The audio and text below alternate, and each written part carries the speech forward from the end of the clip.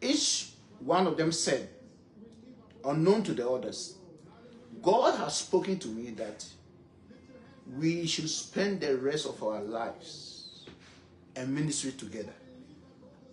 In other words, God had supposedly spoken to each of these women to marry their brother. Now, the brother was so surprised. He told them, I appreciate your sharing this with me, but God hasn't spoken to me about this yet. Now, guess what? The brother did not marry any of these three girls. He ended up marrying somebody else. So I find this story very interesting. So it illustrates the point I'm trying to make here, is that each of these three ladies claim to have heard the voice of God.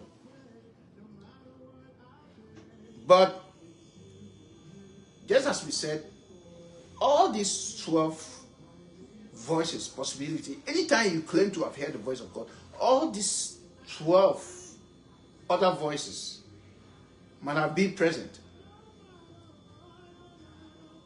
So how could God tell three different people at the same time to marry one person? How is that possible? So you see here, because God is not the author of confusion. Something might have gone wrong somewhere.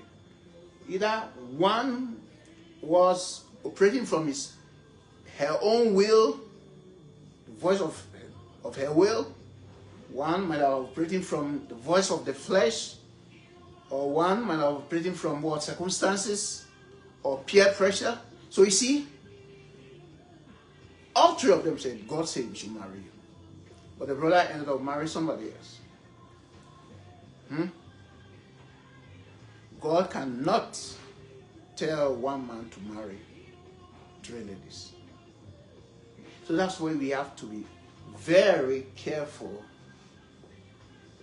as believers. Anytime we claim to have heard God speaking to us,